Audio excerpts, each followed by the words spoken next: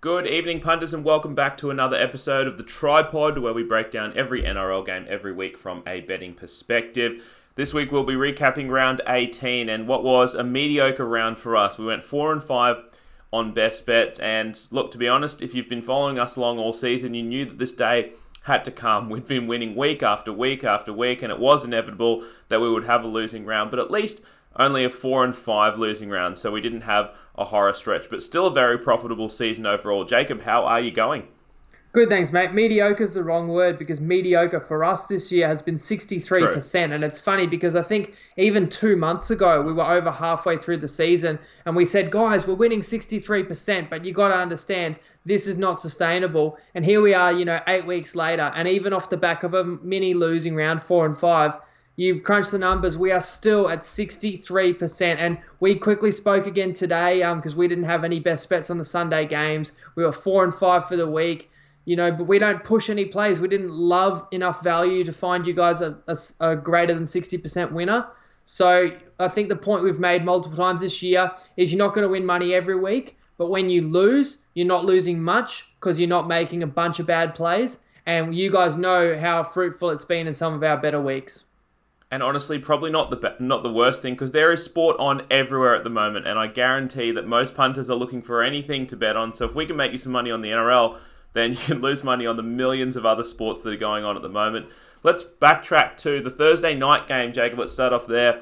The Tigers lost a brutal one to the Rabbitohs, 26 points to 24. We liked the Tigers in this one. We had 3 best bets. We do end up going 2-1 on those plays. And to be honest, this was a pretty crazy game. I mean, the South scored the first 3 tries. They're up 20-0 in a flash, like 20-25 minutes, they're up 20-0. And it's funny going through the game thread in our Facebook group because everyone there, after the Souths are up 20-0, they're like, why the fuck would you take Tigers? What a terrible tip. Knew Souths were going to win. And obviously, it's easy to say at 20-0, but look, in our preview pod, we said this is a huge game for the Tigers, outside chance of making the 8. We really did think they would fight, and fight they did. They had came roaring all the way back, and honestly, had chances to win this one, despite being in the huge hole early. And not to mention, you lose Leilua pre-game, we didn't know that. You lose Mbai, scratch pre-game, didn't know that. And Luke Brooks gets sin bin, and they still nearly win the game. So with all that happening, I think we had the right side in the Tigers. From a Rabbitohs point of view, I think it's a funny one for me.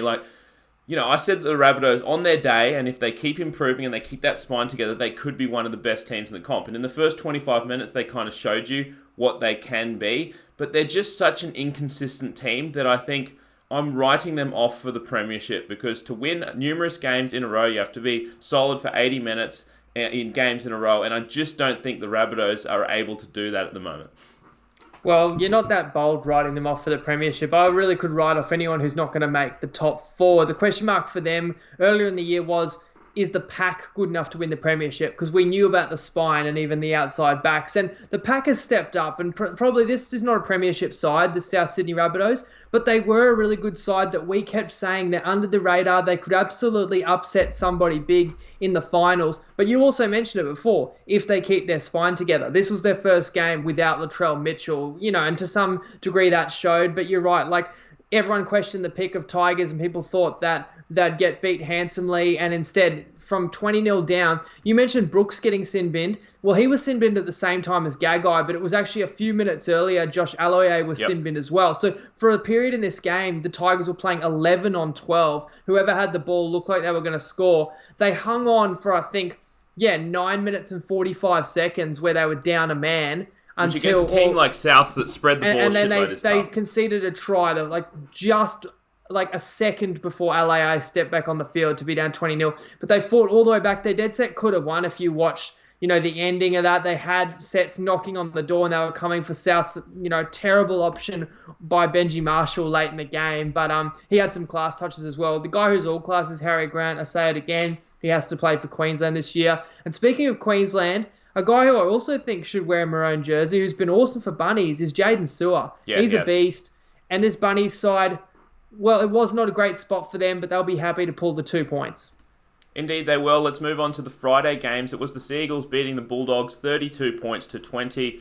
we like the doggies in this one. We only had a couple of best bets on them, and unfortunately they both get down. And honestly, another typical fucking Dogs game. They start up strong, they get up 10-0, and then they just kind of throw nothing else at you. And it's been the story of this Dogs for a number of years now. It's a weird one. Like, they'll throw the ball around early and then kind of go into their shell, and I think that was similar to this one. I guess if you tell me there's going to be 52 points in the game, I can almost pencil in that the Dogs have lost this game because, they're not scoring 26 or more points. It's really tough for this Dogs side to win in a shootout game, and it wasn't really a shootout. I mean, they just gave up 4 tries in 20 minutes either side of half time, and then then the game's over. So props to the Seagulls for this one. I mean, the game didn't mean too much for either team except the Bulldogs getting off the bottom of the ladder, but another vintage Bulldogs performance. That's right. In terms of the line movement, we got plus 6.5, but by kickoff, this was like 5.5. You couldn't even get a plus 6.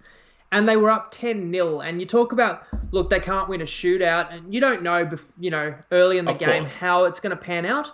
But it was very curious to score the first try and be up 6-0, then get a penalty. Okay, we're taking the 2. All right, fine, 8-0. Get another penalty. We're taking the 2 again. Like, that's very conservative for a side that's bottom on the ladder to just... I feel like it shows you don't have a great amount of confidence in your attack. And you said Manly scored 4 tries in 20 minutes. It was actually 4 tries in 13 minutes. It was 4 tries between the 30th and 43rd minute of the game. Right. Yeah, right. Which just blew it open. And even then, the Doggies scored next and were still only, I think, within 6 points and had opportunities. But you just can't trust them. And I guess we didn't know if Manly were going to fight. They showed some heart. It's the usual suspects. It's DC was awesome, Marty Tapau. And they might have unearthed something in this Morgan Harper. He shredded the Doggies a couple times out wide. So in a game we didn't know, who would play well or what to expect. Manly were just a bit too good for the Bulldogs, who remain bottom of the ladder. Let's move on to the Friday night game. It's the Panthers beating the Eels 20 points to 2. Didn't have any best bets on this one, but I will address that this was a huge game for our Panthers minor premiership. A lot of people have already been paid out on Sportsbet for that one at $7, but if you haven't been paid out on Sportsbet, this was a huge win for this Panthers side to basically wrap up the minor premiership. And look, they completely dominated, I thought, in this first 20 minutes. Just couldn't get over the stripe. A lot of dumb errors. I think they ended up having like 10 errors in the first half, which is not typical of this Panthers side this year. I mean, Mansour dropping it on first tackle, trying to spread it. Then Tor absolutely has a brain explosion, fucking tries to trap it on his foot, a bomb that flies forward 20 metres. And just too many errors in the first half from this Panthers side. But look, this is a typical like Panthers game of this season. Like, they don't look super impressive, but they just fucking grind you into the dirt. And it's the same as what happened against the Tigers, where the Tigers were completely up for that Panthers game. Big rivalry. It was close early on. And then the second half, you just see their opposition wilt. And it's because, firstly, fucking Cleary is putting dead set pinpoint kicks in, and they're having to work it out of their 10 every single set. And I want to give props to the defense, because I watch these Panthers games. A lot of people don't give them enough props. But, these teams, like the Eels, have a good forward pack. They were struggling to make 30 metres coming out of their own end. So I'd like to address something, Jacob. I will shout out once more, Dylan Edwards. I know that Cleary gets all the raps on this Panthers side, but Dylan Edwards quietly has been putting it together an awesome season. I always trust him under the high ball, and he's just getting over 200 metres consistently. What I would like to say, Jacob, I know you mentioned in the pod, I think you did a poll the other week. You said if you had to choose a side out of Storm, Roosters, and Panthers, one side that wouldn't make the grand final, I think I chose Panthers. I've changed my mind. I'm all in on this Panthers side. They are completely legit. Well, let's talk about that, because instead of, it's so hard to say who won't make the grand final. My point was we've got 3 teams playing amazing footy, and the reality is at least one out of Roosters, Storm, Panthers won't even make the grand final, which will feel like a failure to them. Who would it be if you had to pick? And there was no right or wrong answer, but I was kind of, as you said, picking Panthers to miss out because you believe in the experience, the big game experience of the those those dynasty sides and Storm and Roosters. But it's a good point. What more does Penrith have to do? Now, when we gave up Penrith to win the minor premiership at $7 back in August, can't remember what round it must have been. End of June. So it must have been round 7 or something like that. we did it because we knew they had a really good draw home, and they haven't played the Storm or the Roosters in the last, 3 months. So people are using that against them because they haven't played anyone great, but everyone they have played, they've demolished, and this was a pretty good test. And this is a game where the score doesn't tell the full story. Parramatta actually shouldn't be ashamed of that performance. The possession was 36% to the Eels. They actually held on miraculously. They were leading this game 2-0 for 39 minutes. They let in a try dead set on the stroke of half time, which was a backbreaker. But we didn't have a bet in the game, but just my opinion or watching it is like the Panthers are so unrelenting, and it's, as you mentioned, it's in their defense and in their attack. They're so ruthless and they grind you down. And while it was awesome for Parramatta that they were holding them out, it just looked like they were using up so much energy because you have to focus so hard, you have to cover so hard, you have to be so connected in defense because you know that the Panthers are ready to rip you apart. But it just feels like it takes an enormous toll. Ultimately, it kind of broke, although again, Penrith scored in the final minute of the game, so the score looks greater than the real distance between the sides. But Penrith have shown, what more can you ask from a premiership contender? They absolutely are one. And you mentioned Cleary and Edwards. Vicious Fish as well is one of the form forwards in the competition. You're absolutely right. I think relentless is the perfect word for him. Let's move on to the Saturday games. The Raiders beating up on the Dragons 37 points to 8. We had a couple of best bets on this one. We did like the overs, and we do cash both of the best bets. Probably had a lean towards the Raiders as well. A little bit unlucky that we didn't end up going with that lean, but not much to say here. I mean, an absolute demolition job, like we kind of thought could be the case here.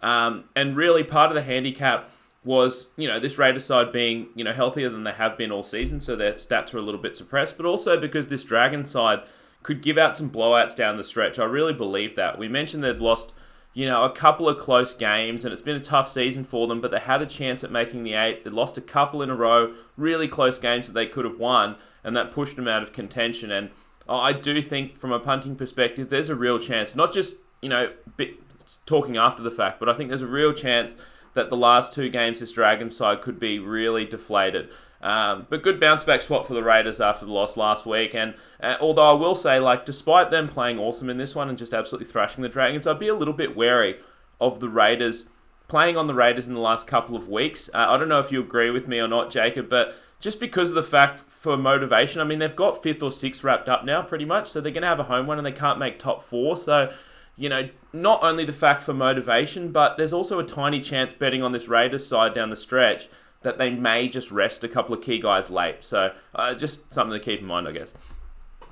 If you can't make the 4, but you're locked into 5th or 6th, well, the benefit of making the 4 is getting that bye week during the finals. So do you try and manufacture a bye week in round 19 or 20 by resting key players? So definitely worth being wary of, especially for people that like to bet, before team lists are announced and things like that. And we did say on Wednesday, the Dragons essentially just want the season to be over. But you thought at home, Cody Ramsey on debut, who was a bright spot, he got a double. I thought he should have had a hat-trick on the stroke of half-time there. But you thought, well, they might come out and play, kind of carefree footy and play, with a bit of flair. And it looked that way. Another reason to play over was simply late in the season, not a high-stakes game on a Saturday afternoon in good, conditions. And we cashed that pretty easily. The Raiders, I was also impressed to bounce back from that Chooks loss, and they put an emphasis on playing for the full 80. So this was a rare time where they actually went on with a lead in the second half. Look, Jack Whiten is a superstar, as is Johnny Bateman, and they were both, their 2 best players. Indeed they were. Let's move on to the other side of the game. It's the Titans beating the Broncos 18 points to 6. We had a couple of best bets on this one on the Broncos side. Obviously, both of those ones lose. And I am officially done. I'm fucking done with this Broncos side. I cannot bet on them again this year. I know there's only 2 games left. We trusted them for this game. Look, I watch every NRL game, all 80 minutes of it, and I just cannot do it to myself with this Broncos team again. I watch teams get a 7-tackle restart. They sprint the ball, they take the tap quickly, and hopefully get a playoff. I watch Boyd fucking take a minute to pick up the ball, slowly jog it up, and then pass it up there. I watched the Broncos team with fucking arms free, ready to offload. Is there anyone fucking, getting through in support? No one. No one at all on multiple occasions. Even, and this is not even the worst part, this is like not very bad at all, but even when Oates drops a bullet pass, the ball spills out, Coates has it right in front of him, all he has to do is pick it up and put it down. Yes, it looks like Oates fucking knocked it on, but maybe it came off his head and I didn't even see the replay. Maybe it did fucking come off his head. Every other team, just pick it up, put it down, just in fucking case. Yes, the Bulldogs lost earlier in the round, so you're not going to get the wooden spoon. But do you really need added motivation? That's 9 in a row that you want to lose. If this team cannot get up for a game like this, I'm fucking done with them. I'm done with the Broncos. I know that I'll probably miss the day that they turn up for a game. I don't care. I'm not doing it again. There's only 2 more games left of the season. My heart can't take it. Yeah, I mean, I think they did get up for it. The effort was there. If you didn't see the game, you're probably thinking, oh yeah, 18-6, like they were terrible, not in it. They honestly could have won.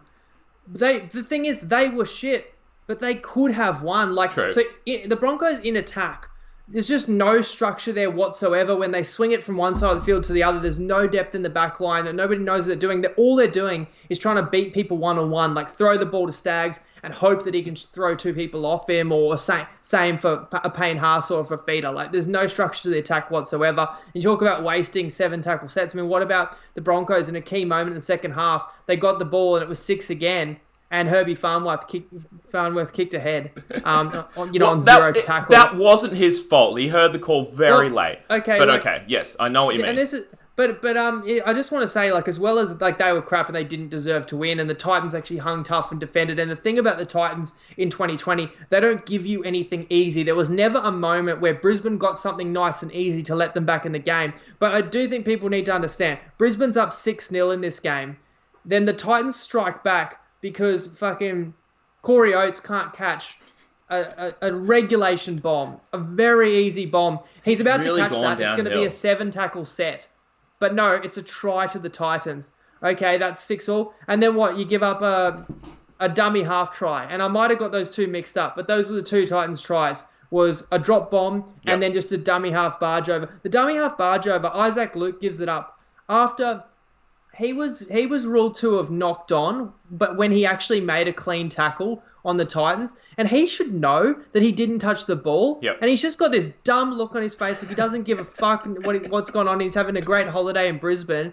Have some awareness and say, I didn't touch the ball, and you can challenge that. But no, he's happy to go straight back to the line and let a dummy half sneak over and score against him. So they're down 12-6 at halftime.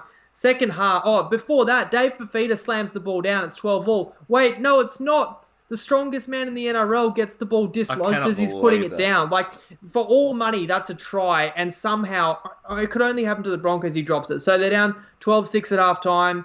Second half, you give up a 95-meter try where they buy a dummy off Ash Taylor and give him and open up like the bloody Red Sea and give up a gaping hole, and you're down 18-6. You come back, you score, and you pull it back to 18-12. Oh no, you didn't score. You've gone from dummy half. You've got 3 meters of grass to plant the ball, and somehow Corey Pakes spills it again. Yeah. So what I'm saying is Brisbane spilled the ball over the line in 99 out of 100. It's a try situations, and then they gave up a try off a drop bomb, a 95-meter try, and a dummy half.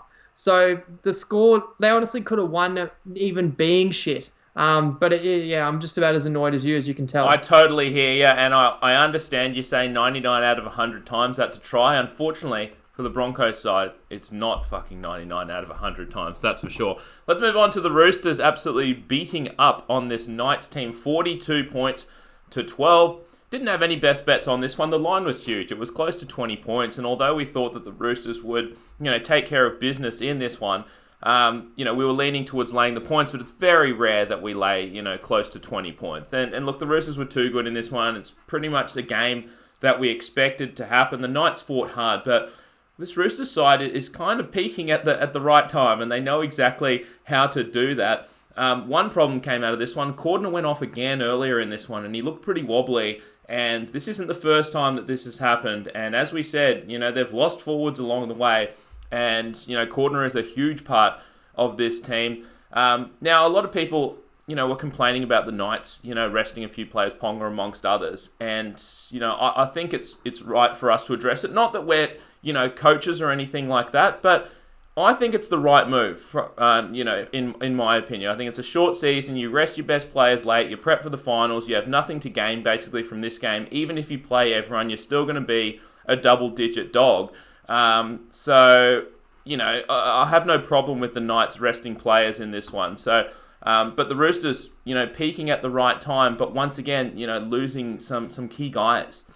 So in terms of peaking, I mean, Luke Keary, after returning from a broken rib last week, and I mentioned that he had one run, last night ran for 150 metres, 4 tackle breaks, 2 tries, 1 assist, and 1 line break assist.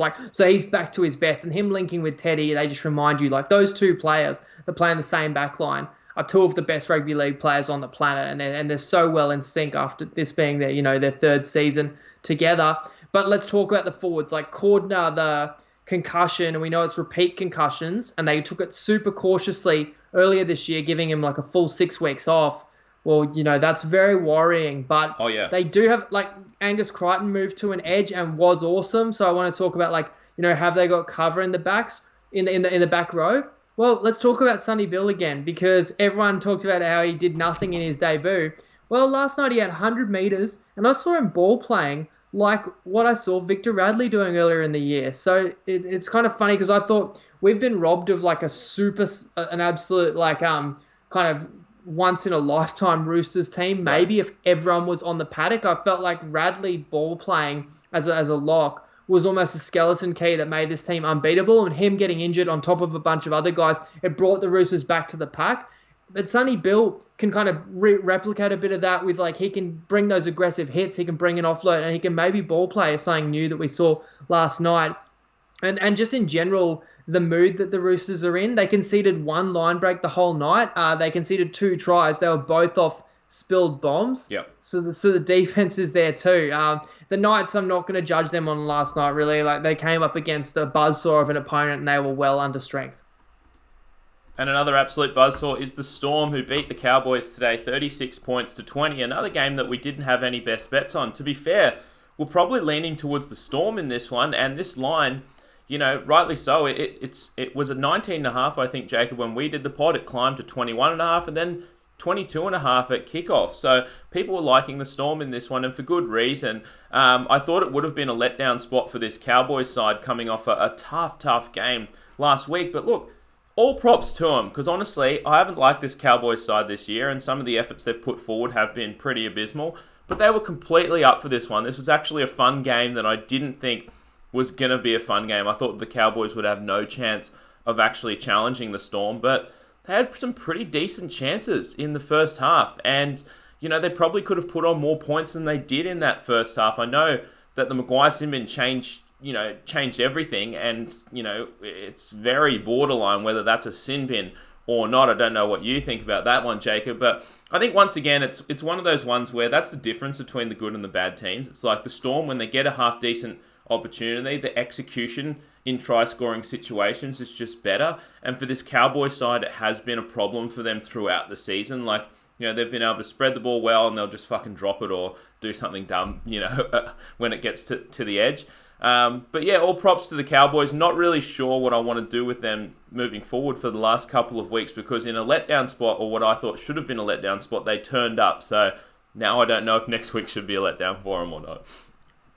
Talking about big favourites and why we didn't have best bets on this game, you mentioned the Roosters and then this game, and people might say, well, it shouldn't matter how big of a favourite you guys find line value, so why can't you find us winning plays? But basically the bookies never make it easy for you to get any type of value bet on a big favourite, because everybody knows the big favourite, like a Roosters that were 20-point favourites, or the Storm, are going to win. All their key outside backs are all low prices for any time try scorer. Their team totals through the roof. And so we usually can only get involved in these high line games if we've got a lot of reasons that the underdog is either not even going to try and going to get obliterated, and then we'll lay the points, but that's extremely rare. Or if we think the underdog actually has a chance, like a couple times earlier this year, we actually took Titans and Warriors, getting like plus 24 against the Roosters when the Roosters weren't full strength. But in both those games, we just saw no real way the Knights were going to beat the Roosters. So, what can you do if you really think a $1.10 favourite's going to win? Right. You can say, oh, you should have laid minus 20 with the Roosters, you would have won easy. But then we really thought the Cows had no chance against the Storm. So should we have laid minus 20 there? But we would have lost because it's not a cheap line. So that's kind of why we stay away. But the Cowboys did score the first try, and you're thinking, all right, we saw the Cowboys upset the Roosters last year. Could we just get an interesting game? Well, that was shot down by Maguire getting sin-binned for giving the ref a spray after he played the ball. So his team was in possession. It went from penalty to Storm, Maguire in the sin bin, and I was thinking, how many tries will the Storm score while he's off? Well, only 2. So it was 12-4 while he was off in that 10 minutes. But they had no chance. The Storm scored 30 straight. Reputation comes into it at that point, I think, as well. Like, if that's someone else, maybe it doesn't happen. My opinion is, with these sin bins, or even you go back to the Proctor send-off or the Chad Townsend send-off, is, it's obviously a penalty.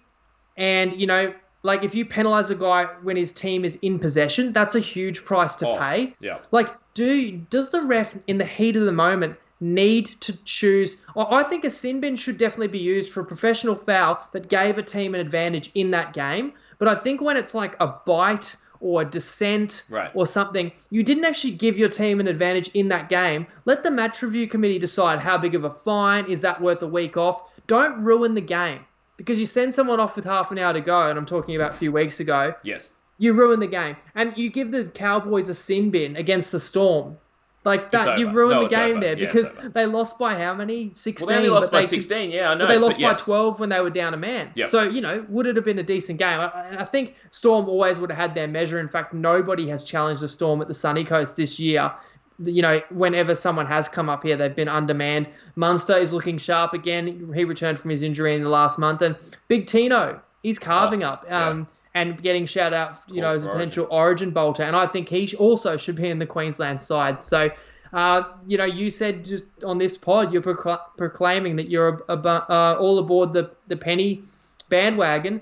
But it's like the Storm and the Roosters played well this weekend too. So I just think we don't have to pick who's going to win the grand final right now. But it's bloody exciting to have 3 totally genuine contenders. It's going to set up for some epic finals battles in a couple of weeks' time. Can the Eels win the comp, Jacob? No, but could they sneak into a grand final? Maybe. All right, let's go with the game that we just saw. It's the Sharks beating the Warriors 22 points to 14. Easy as you like, as you heard on the preview pod. I had a $200 best bet against Jacob of the Sharks minus 4.5 points. Never in doubt. And look, pretty ugly game from both teams in the first half, I thought, especially in the first sort of half an hour. A lot of mistakes, especially from the Sharks in some try-scoring positions that kind of kept the Warriors in it. But God, once again, it seems like every week I just have to give max props to this Warriors side because they're down 12-0. You're away from home. It's easy to drop your heads. You don't. And I understand, they still had a tiny, tiny, minuscule chance of making the 8 if they won this game. So they had something to play for here. But look, I've been saying for a long time, and maybe I've been saying it for too long, that this Warriors bubble is going to burst at some point. And I really think this is like the ultimate dream crusher. I mean, you're up too late. You concede the last couple of tries. I mean, the last one was bullshit with a minute to go. But, I mean, you concede a try with, 4 or 5 minutes left. And that knocks you out of the hunt for the 8. So I think this is a max dream crusher for this Warriors side going into the final 2 rounds. In terms of the Sharks, they cement their place in the 8. I would like to give a quick shout out. Toby Rudolph, he scores the game-winning try. Well, it was the game-winning try that put the Sharks up, 4 points. It's a great story. He's been an absolute workhorse for the Sharks team the entire season, worked his way into the starting lineup now. And he's been absolutely awesome. What I will say about this Sharks side, and we said it in the preseason pod, we've said it throughout the year, they have a lot of injury-prone players. So now that they've locked up a final spot, once again, it's another one of those teams that I would be extremely wary of betting on in the final 2 rounds because I think there is a huge chance that they rest some of these injury-prone dudes in the last 2 weeks to be healthy for the finals. Well, I'll challenge you there. Like who? Who could they rest?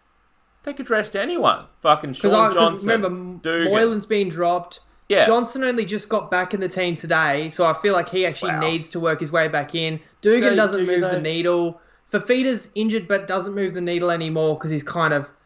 They're all playing they're all body. They're all bodies though, like, you know. Yeah, but the point as well is that they don't have a lot to play for in the next 2 weeks. They're a bit like the Knights in that all they're thinking about is how do we win in week 1 of the finals. Yes. So you're right. Like their focus is not necessarily going to be on pulling results the next 2 weeks. But yeah, again, and you mentioned like this could be a flat spot for New Zealand next week. But haven't we thought they could have been flat in past weeks? And that's why we just keep praising them. And you know, if you've been backing New Zealand every week, although I was kind of thinking of saying this when I assumed they were going to cover this game, but they fucking didn't cover because they let it try in the last minute. But you've been winning basically every week. You've won like 8 weeks in a row. 4 wins in the last 7. I think underdogs. They were underdogs in all of them and covered the ones they didn't win. So enormous fight back. As you say, they were down 12-0. Then they were leading 14-12 with 4 minutes to go. I thought they contained Sean Johnson in his return. But give credit to the Sharks for keeping their nerve, getting that winning try and another one. This Talakai is a beast. So Rudolph's have a good year as well.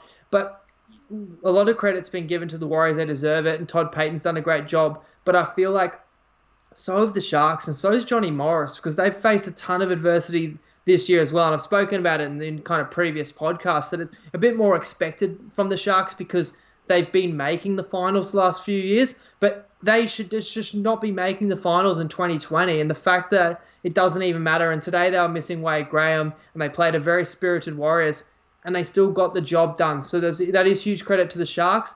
But you're probably right in that this game was really key and the next 2 weeks is not for either of these teams. Completely agree. And that is going to wrap it for round 18, guys. Only 2 more weeks of the regular season before we get into playoffs. But not only that, there is a shitload of sport on. So hop in the app, hop in the Tripod app, hop in the group, because obviously you got NBA playoffs going on. NFL kicks off at 3 a.m. tomorrow morning. If you're looking for our tips, we've got them all posted up on all of our platforms as well. So a lot of sport coming up, a lot of punting coming up. But look, thanks for joining us for our round 18 recap, and we'll catch you Wednesday night, same time, to preview round 19. See you probably then. worth adding as well that if you are into the NFL, we did a 15-minute NFL preview. So if you're listening to this, it's Sunday night. These games kick off tomorrow. But if you are betting or you're chucking a multi, or even if you've already placed your bets but you want to hear, we had 4 best bets. There's 4 games we like. We had a best bet on each of them, and we talked a couple of key factors in the other big games. And Nettie, given Sunday, we also have a video that goes up from him every week on the Tripod Facebook page.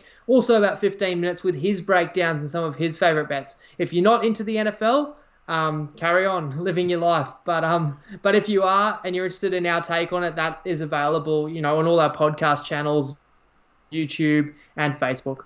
You can't say you're not into the NFL and be betting on table tennis during the lockdown. So get into the NFL, guys. We will see you guys on Wednesday night. Lego.